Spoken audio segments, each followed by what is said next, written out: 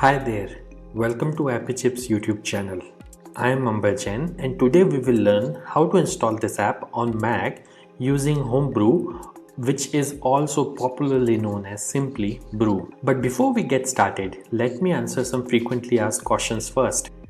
To start with, what does a package manager like Homebrew does? Well, a package manager lets you install, uninstall or repair apps on your Mac. A package manager is very similar to App Store on macOS or Microsoft Store on Windows operating systems, except that a package manager uses commands that you type on Mac terminal to install or uninstall different programs. Some of the popular package managers for Mac include Homebrew, Nix, and Macports. And if you are coming from a Linux background, you will feel at home with Homebrew, especially if you have used package managers like apt, pacman, yum, etc. on Linux based operating systems. Next up, is it safe to install the Mac apps via Homebrew? Short answer, yes. In fact, Homebrew is the most popular and thus most widely used package manager on macOS. Moreover, Homebrew is a non-profit member of Software Freedom Conservancy Foundation, also known as SFC Foundation. Many other open source projects like Git, BusyBox, Samba, Wine are all part of this Software Freedom Conservancy organization. Also, you might be surprised to know that Homebrew is the most forked project on GitHub and it has the largest number of contributors on its GitHub repository. Many devs at organizations like Google, Apple, Dropbox, Stripe, etc. use Homebrew to set up different development environments on their MacBooks and iMacs. Next question. Can you use Homebrew to install programs on Apple Silicon or more popularly known as M1 MacBooks? Again, yes. Starting version 3.0 of Brew, Apple Silicon is now supported on Homebrew. In fact, Homebrew also supports programs that are at the moment only supported via Rosetta 2 on Apple Silicon. Now that I have answered your questions on safety and compatibility of Homebrew, let's get to the installation process. Before we can install anything using Brew, we need to install the package manager itself, that is Homebrew, on your Mac. So let's see now how can we install Brew on Mac. Let me open my Mac here. First, you need to press Command and space on your keyboard. This will open Spotlight Search on your Mac. And then you have to type terminal.app. You will see this terminal app. Simply double click on it to open terminal. Let me maximize this terminal window. Now we need to copy paste the command to install Homebrew from the Brew website. So open your web browser and simply go to the website brew.sh. Once you are on the website, you will see this section called Install Homebrew, which has a command that you can simply copy by clicking on this button over here. Once it is copied, you have to go back to terminal, right click, paste. Now that the command is copy paste over onto this terminal, press enter. This will start Brew installation. Now it is prompting me to enter my user's password on Mac. I am going to type the password now, but it won't be visible on your terminal.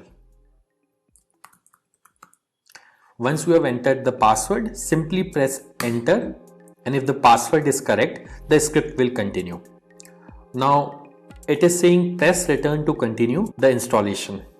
I'll press enter here, and this will start the installation of Homebrew on my Mac. Let's wait for this to finish. As this message here says, installation successful. So that's it. Brew is successfully installed on your Mac now. Now before we proceed, I would like to highlight that Brew collects anonymous usage data via Google Analytics. as you can see on this page. If you want to opt out, you can simply run this command brew analytics off and press enter, which simply disables the anonymous usage data collection on your Mac. Now let's update the package database locally by pulling the metadata of the latest packages on a local map from the central Brew repository. This should typically take less than a minute to complete depending on your internet connection speed.